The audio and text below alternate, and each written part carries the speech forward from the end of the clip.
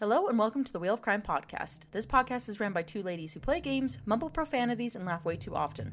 Also, this podcast does cover topics of sensitive nature, and as such, listener discretion is advised.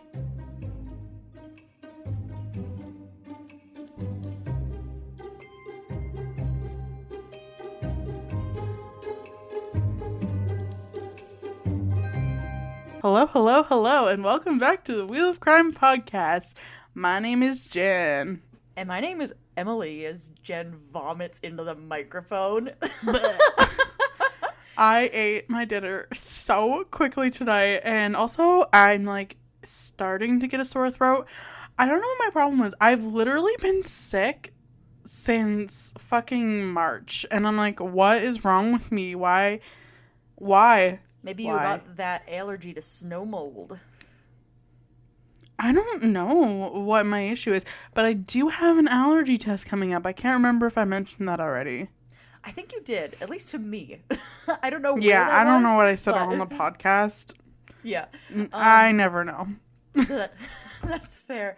Yeah, no, I know a lot of people who are getting throat illnesses lately, so I'm not even surprised. I, for one, actually, since Andrew and I moved to our new place, have been sick way less. So I'm really riding this train of good health, and I'm very proud of myself. See, that makes me wonder if there was mold in your old place then. Andrew also was asking me about that, because there was definitely water damage around our windowsill in our old place that you could visibly see in the behind the paint along the walls.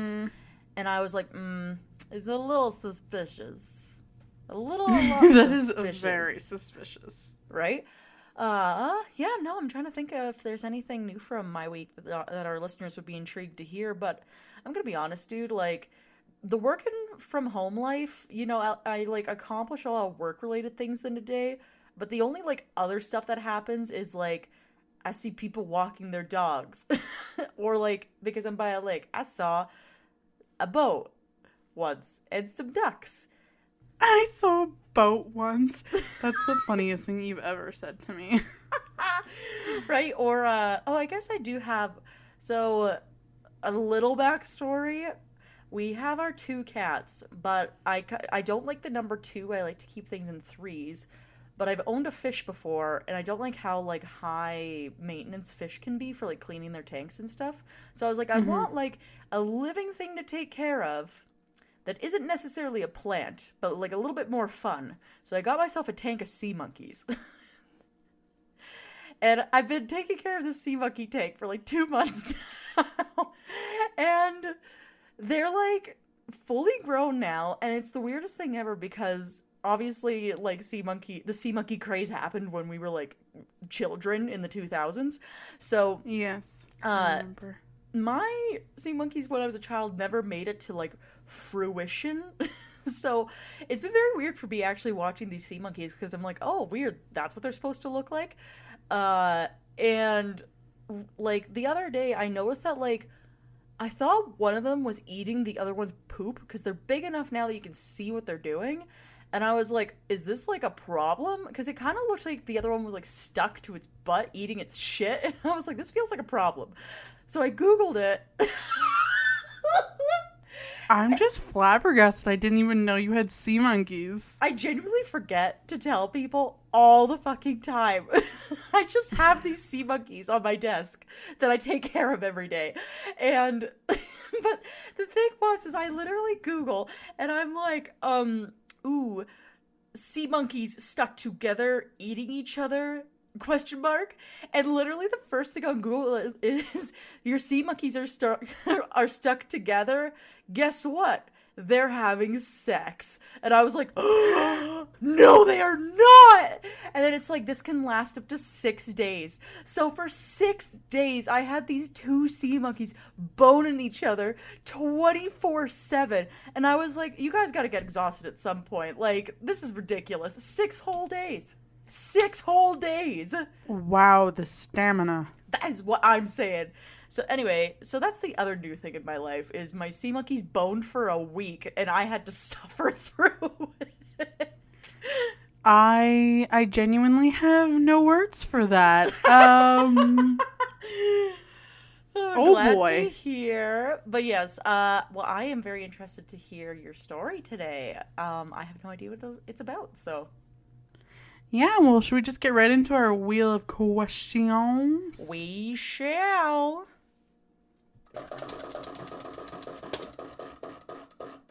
Have you ever broken a bone? No, I haven't actually. Not Hmm. even once. See, I have broken my nose twice. I know. I vividly remember us talking about this multiple times in your life because the first time was from soccer, wasn't it? Or they were both from soccer. No, the first time I broke my nose was in the second grade, and it was Halloween, and it like had snowed that year, and so I was running in from recess, and I slipped on the ice, and I landed face first on my nose, and it went Oh. and like split off to the side. So I had to go in and get that that sorted That is out. so spooky. It was, and you know what? I was so depressed because I was like sitting there in the hospital, like I should be trick or treating right now. I remember that was what I was so sad about. You know what? That's so valid though. Like the one night a year you could have broken your nose and it had to be Halloween night. That sucks. Right? Ugh, it was so sad. And then the second time was when I was playing soccer. A girl kicked me square, and I was a goalie, and the girl kicked me square in the face with her cleat. And I literally had bruises on my face in the shape of her cleats. And yeah, my nose it wasn't like fully broken, but it was fractured. Okay. Yeah, no, I specifically remember that story because you went into a very long tangent afterwards about how you just wanted to like beat this girl's ass, and I was like, ooh, yeah, get it. Well, she did it on purpose, I swear. Oh, probably. Man, little girls are meat. No, I'm really thinking hard on if I've ever broken a bone and just forgot about it. But honestly, I've never broken a bone, but I have weirdly brittle teeth. So I've chipped like every single one of my teeth, and like at least 1/4 of my mouth is fake, but I've never broken a bone. I mean, my teeth are also quite brittle, so I've broken a tooth in half. Literally Oh, in half. yeah. But, yeah. Let's just spin for our next question. You're like, this is getting sadder the more I talk about it. All right, let's spin again.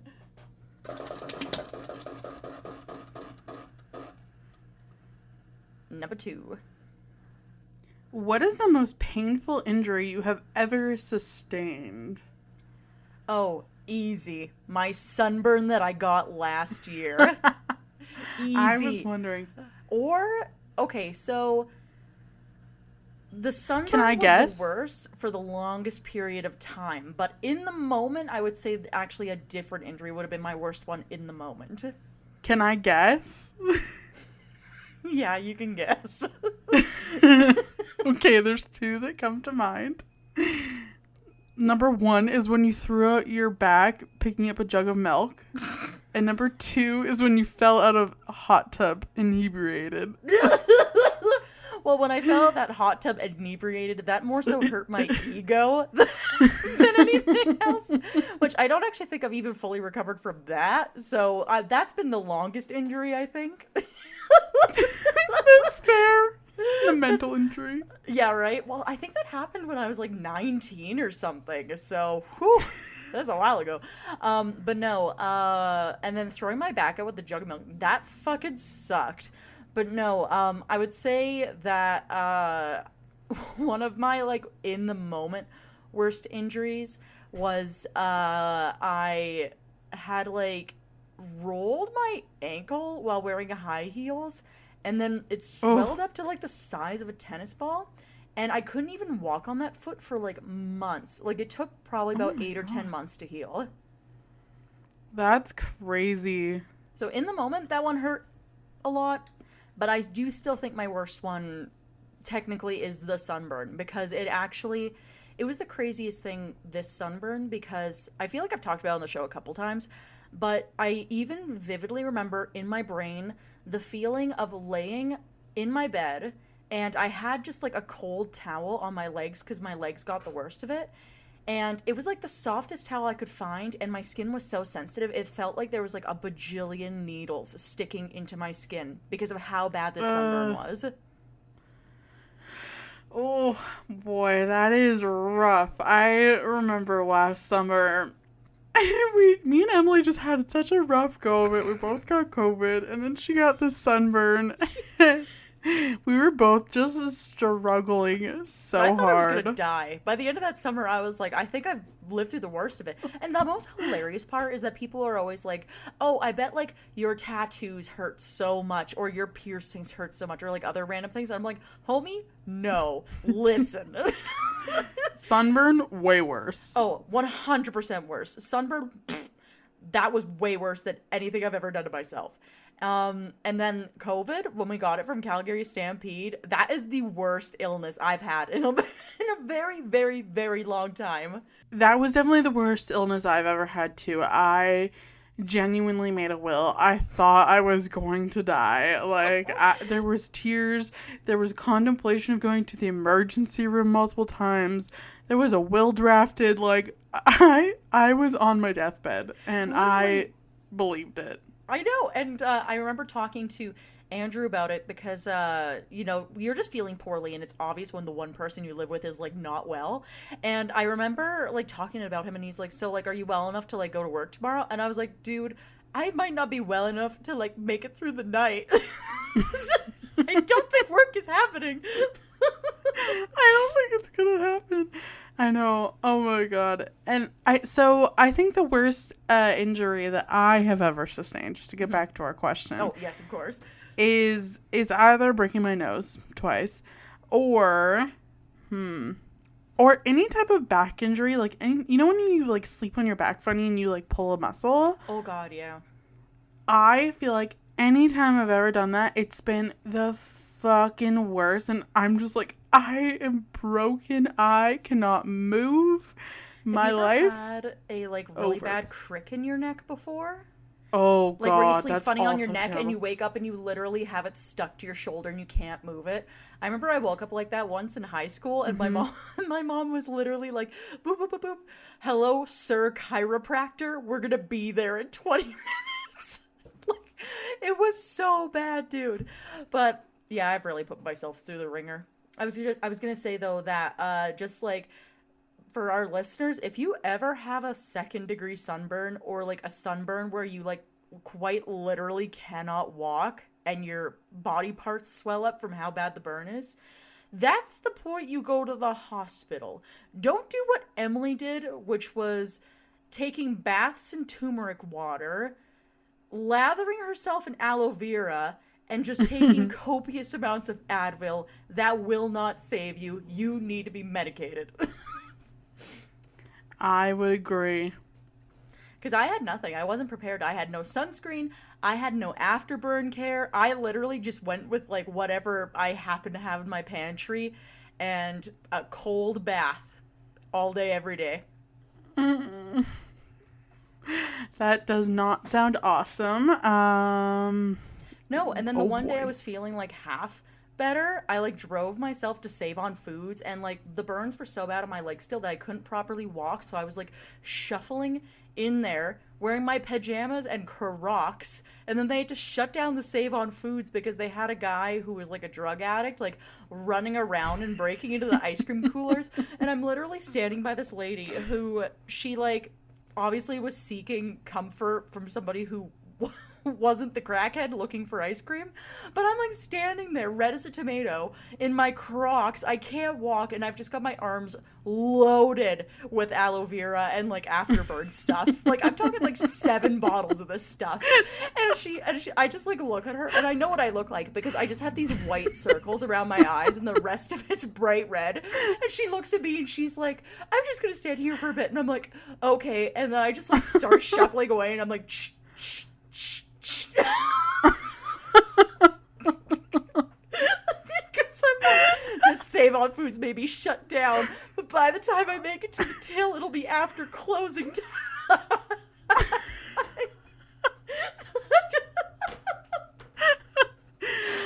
That is Honestly, iconic, Emily. Well, thank you. No I applaud words. myself for that. But yes, we should spin for our next question. Yes, let's spin.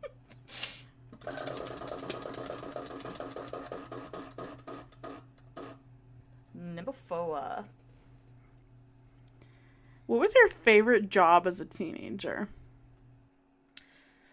Ooh, hang on, you already know my answer because we've talked about this so many times. I worked at a tanning salon when I was in high school, and Oh, I was yes. literally one of 3 people who worked here, and I just did like the evenings, and they gave 0 shits about anything as long as they had a body there to make sure like nobody robbed the place.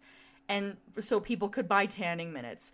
I like did my homework, watched Netflix, I would take naps and that was it. And I just did that like every day after school for like what, a couple of years, I think. Yeah, I was honestly, I remember when you were doing that, I was so jealous. I was like, you're living my dream. I knew it too. I was like I know I got a good job. This is awesome. Never quit. Well, I never did. What ended up happening was the lady who owned the place decided to. I don't know if she decided to sell it or what happened, but I literally like went to work the next day and the locks had been changed and like I like looked inside and everything was gone, like done and dusted. And there was just like a notice on the door and it was like apologies everybody, closed indefinitely. And then I like called my manager and I was like, hey, so do I like have a job? And she's like, what do you mean? And I'm like, this place is literally shut down and empty. And then she like met me there and she was like, okay, cool, here's your paycheck, see ya. And I was like, okay, bye. That is so funny. Like, it was one of the weirdest experiences ever too, because I remember that my other coworker, the girl who like ran the day shift, was so grouchy because she like left her tanning goggles there and you could see them on the counter, but nobody could get in because the locks were changed. So she's just like standing by the window staring at her tanning goggles that are on the counter and she's like, you son of a bitch.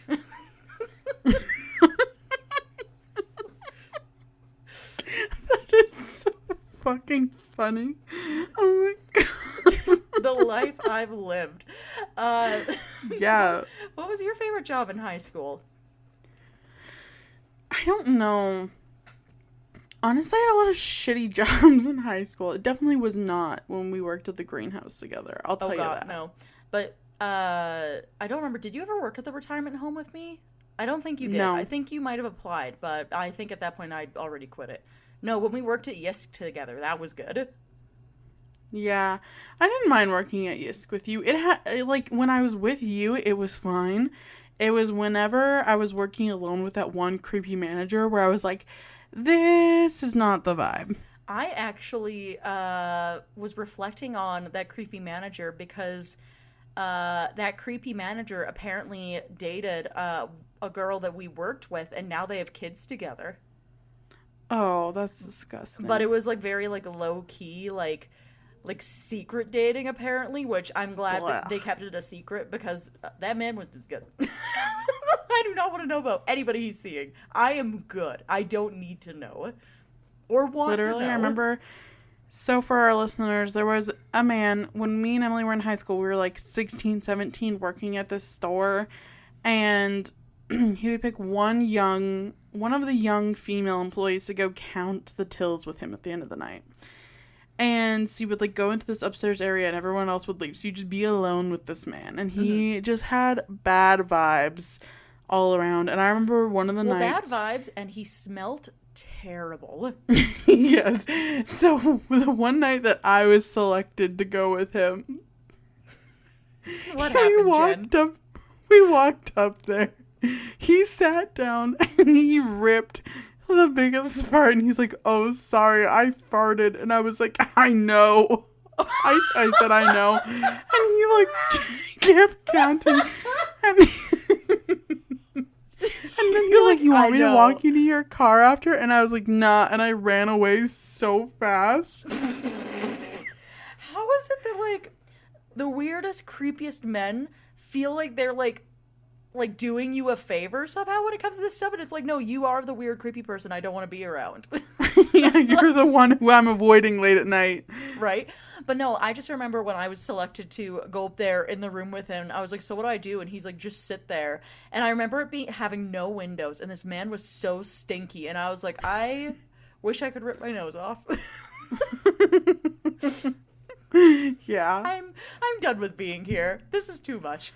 Oh god. Literally. I think I quit before I was selected again, so... You're like, once was enough, actually. I'm done. Alright, Oh, let's God, spin that's for our funny. last question. Alright, let's hear it. I'm so excited to hear your answer for this one because I know that your mother listens to this podcast. Oh boy. Um, What is it? Did you ever sneak out of your house as a teenager? Ooh, once when I was like 16, I think. But like the reason is so stupid now, cuz basically I like lived in Fort Knox as a kid. Like I was like literally locked in the tower for like years and years and years because my siblings were all like super young. I was the oldest. My parents thought I was gonna like escape the house and go do drugs or something. So I had like a very, very strict living situation growing up. But like when I was 16, this like certain man that Jenny knows about, like basically told me that if I didn't go meet him at this like park, that he was gonna go kill himself. So I was like hella stressed. Broke out of my house because I was like, I'm the one who's responsible for his life. If I don't beat him under this moonlit night, he's gonna end himself. And then he just ended up wanting to go like for a walk and get Slurpees. And then I asked him about it, and he's like, oh yeah, like I did feel like that. And then after we talked, I didn't feel like that anymore. And I was like, all right, this man is full of baloney. And that was the only time I ever did it. I see. Yeah, me personally broke out of my house Every night. more than my parents probably know. every night of the week. Monday, Tuesday, Wednesday, Thursday, Friday, Saturday, Sunday. Break it out of the house. Not every night, but I feel like I was pretty good at sneaking out, mainly because I would scale. My room was on the second floor. And I got good at scaling the tree outside of my window. See, And Emily's mom even caught me doing it once. I was gonna say, my favorite stories of one of my moms is when she talks about watching you break into your own house by climbing the tree. Because I guess mom didn't know what to do, was just like sweating bullets watching you climb this tree. And she's like, oh my god, she's gonna fall down. She's gonna fall down and her parents aren't home. What am I gonna do? And then you made it, and she's like, oh no, okay, it's fine. Well, it's because I used to forget the key to my house all the time. And so I would get home from school and my parents would be home. So I found really creative ways to break in. And then later I used those same techniques to leave. So, So it all works out, I guess. yeah, it was great. Right? Good times, I guess. But, all right, now for your story. I'm gonna guess that somebody hurt themselves breaking out of their house in the middle of the night, and then, the end. Absolutely not. Dang. All right, I have no idea what your story is, so... This one's a bit of a brutal one, so just buckle yourself in. I'm going to tell you today. So let's just get right into it. So on the 4th of July, 1994, 14-year-old Chris Steiner went missing from his bedroom in Baraboo, Wisconsin. He had a shift at his new job that morning, and when his parents went to wake him up at 6:15 a.m., he was nowhere to be found. Chris's father told the police that he checked on his son the night before around 10 p.m. and he was asleep in his bed. This would be the last time that anyone saw Chris alive. So, an investigation of the property found that the screen to the ground floor bedroom window had been slashed. This window belonged to Chris's older brother, but he was out with friends that night. Investigators also discovered muddy footprints throughout the interior of the house, and that the 2 ground floor patio doors were unlocked. His parents and the police initially agreed that the most likely scenario was the simple case of a teenage boy sneaking out to a party or to go see a girl. It was the 4th of July weekend after all, but as the hours turned into days and Chris didn't arrive back home looking sheepish and apologetic, this theory started to weaken. Another theory police would entertain was that Chris ran away from home. His parents, however, were not on board with this theory at all. They knew their son and he was excited about his new job and everything was fine at home. They insisted Chris had no reason to run away. On the 10th of July, while police were no further into their investigation, a body was found in the Wisconsin River, and dental records would confirm that it was the body of Chris Steiner. The body was badly decomposed and bloated for many days in the water, and the police had no clues as to how Chris ended up there. The cause of his death was listed as drowning and the manner as undetermined. So, 1 year later, on July 29th, 1995, 13-year-old Thad Phillips and his sister had fallen asleep on the couch in their home in Baraboo, Wisconsin. At 4 a.m., his father noticed that Thad was no longer there, nor was he anywhere else in the house. There was no signs of anything nefarious that had taken place, and his parents insisted their son would not leave without informing them in some way.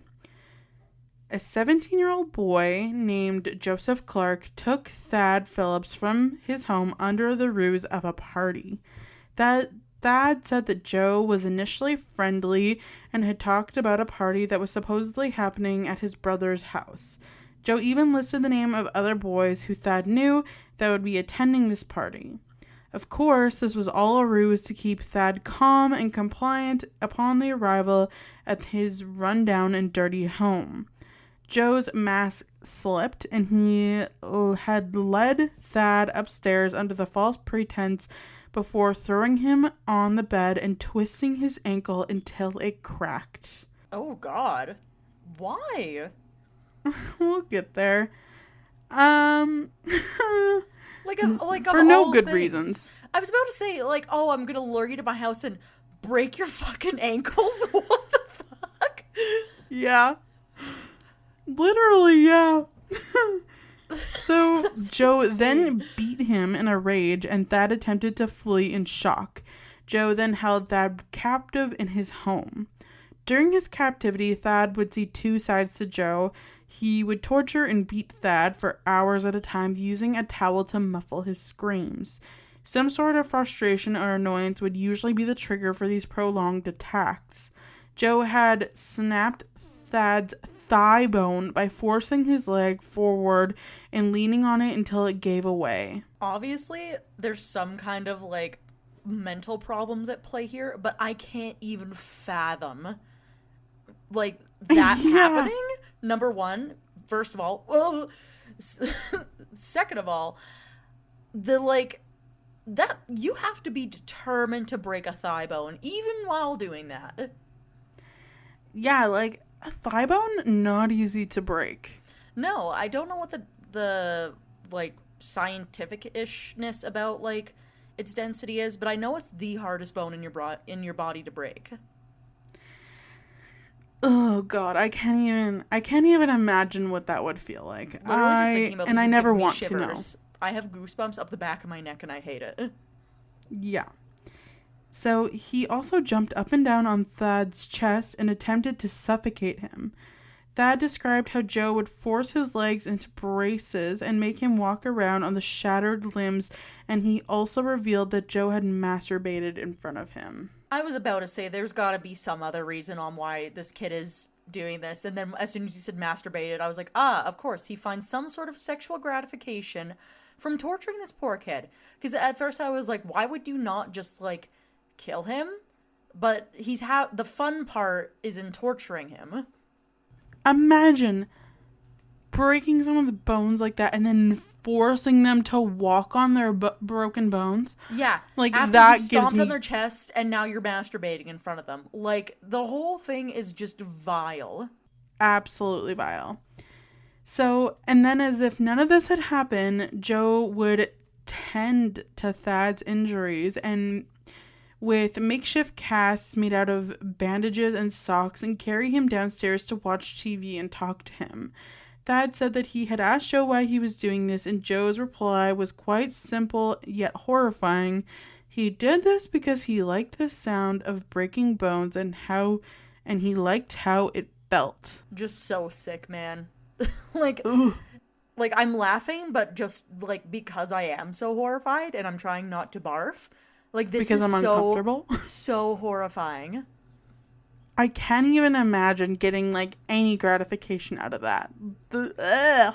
This is why I was like, I know there's gonna be levels of like psychological, whatever insanity you want to call it. But even still, the thought that somebody could even think this way and then act on it is so... I don't even have words. I don't even have words to describe that. Me either. So Joe claimed to have done this twice before. Thad remembered the name of one of these boys as Chris. Of course. I knew that had to be coming back somewhere. But he could not recall the name of the second. After he was done hurting and tending to Thad, he proceeded to lock him in a closet and go about his day as normal. The closet had no light, food, or water, which investigators later proposed would cause the captive to become weaker and easier to overpower during maltreatment. Around 43 hours after he was carried from the safety of his home, half asleep and disoriented while locked in a closet, Thad did not give up hope despite his various injuries.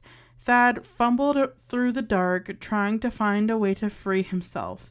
He eventually uncovered a wooden guitar, which he used to break down the door, and after breaking down the door, he threw his body, which was literally just full of broken bones, by the way.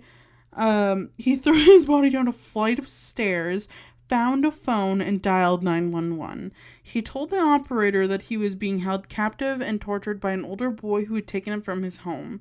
He was not able to tell the operator who the boy was or where he was being held. Thankfully, they traced the call, and the police and emergency services arrived 30 minutes later. While all of this was happening, Joe was out partying with his girlfriend when the police arrived at his home. Upon arrival, they discovered Thad, and he was rushed to the hospital to receive life-saving treatment. His body was described as being like something you would only see in a victim of a particularly bad car crash. Thad's legs were broken in 4 places, and his twisted feet had skin reminiscent of rubber. Oh, that is so sad. Hang and on. His toes were all pointing in the wrong way. Thanks for that. Sorry, I just had this like thought. Where the hell are this like older boy's parents? I'm assuming he lives at home. I mean, so we'll kind of circle back to this, but not a ton is known about Joe. Like, he's described to have been living in this like super run down and basically decrepit home, but like, and he was 17 at the time, but like almost nothing is known about his personal life because he was a minor when all this went down. So we don't really know what the fuck was going on with him and like his parents or where they were. Fucking ridiculous. I can't believe that. Like, having this boy show up to the hospital and just be in like that rough of a condition, and you know for a fact he would have been targeting his legs as being like the most of the like the damage, because he'd be trying to make it so that he couldn't escape.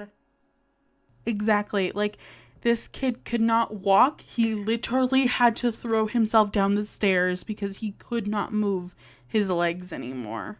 Mm-hmm. Like, that's horrifying to me. But like I said, I have no words. The whole thing is so bad. When he entered the hospital, Thad had serious, potentially life-threatening internal bleeding. Doctors say he was possibly hours away from passing. Police knew who they were looking for, but they had difficulty in finding him. They had searched various teen parties, but it would be a stakeout at Joe's home when he would eventually be apprehended around 4 hours after Thad had placed his 911 call.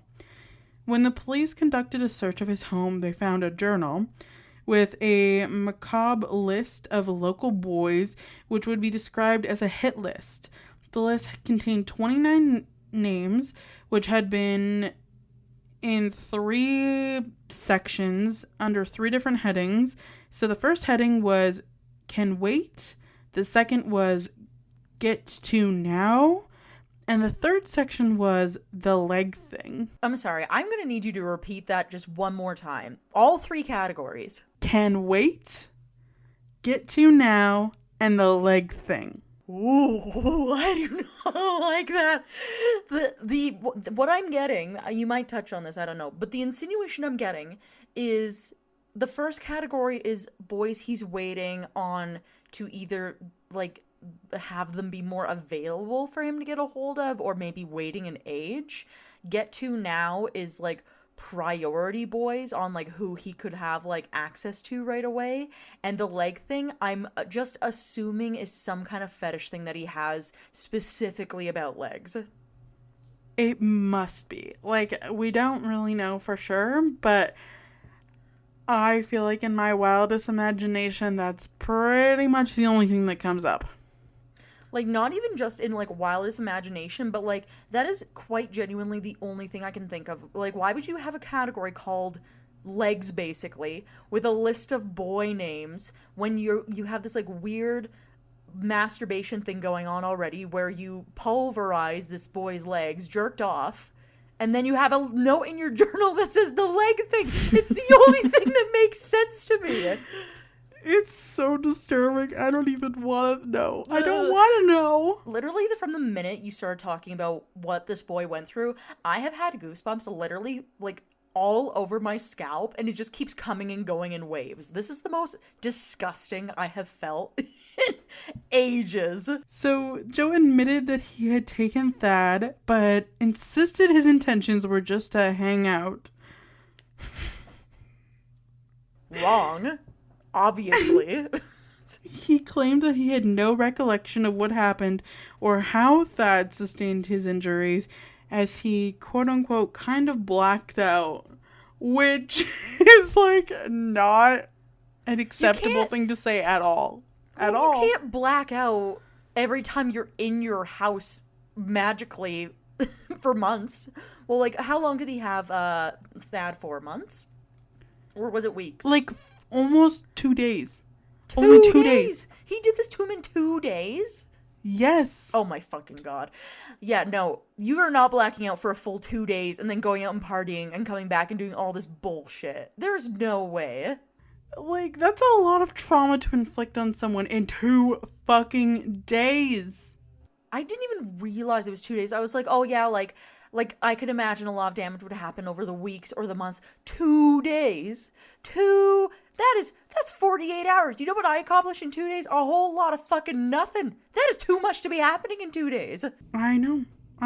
So, Joe was obviously arrested and charged with attempted first-degree intentional homicide, causing great bodily harm to a child, mayhem, which is basically intent to disable or disfigure, causing mental harm to a child, and child enticement.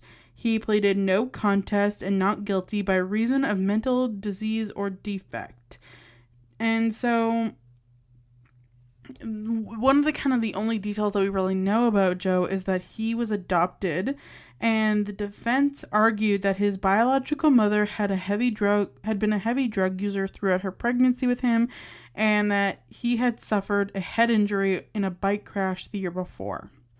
However, this argument was not holding up in court, and Joe was found guilty and sentenced to 100 years. Thad was awarded $21 million in damages in 1997. Thad has had lifelong effects of what Joe did to him. However, he was eventually able to walk again, although he still walks with like a limp. So, well, the fact he can even walk at all, like, honestly, that's amazing. Like, it would take so much, like, fortitude to have to retrain yourself to walk after having doctors re-break all of your bones and reset them so that they can heal properly. Like, I can't even believe that. And after everything that happened with Thad, police decided to reopen Chris Steiner's case. They exhumed Chris's body, and a post-mortem revealed injuries to his legs and ankles that were identical to Thad's. Joe pleaded not guilty and maintains his innocence to this day. He was, however, found guilty to all the charges and received a life sentence with no parole for 60 years. And in 1998, he made an attempt to appeal his convictions, citing lack of evidence, but the appeal was squashed. Lack of evidence? Whatever. And that is the story of Mr. Baraboo Bone Breaker.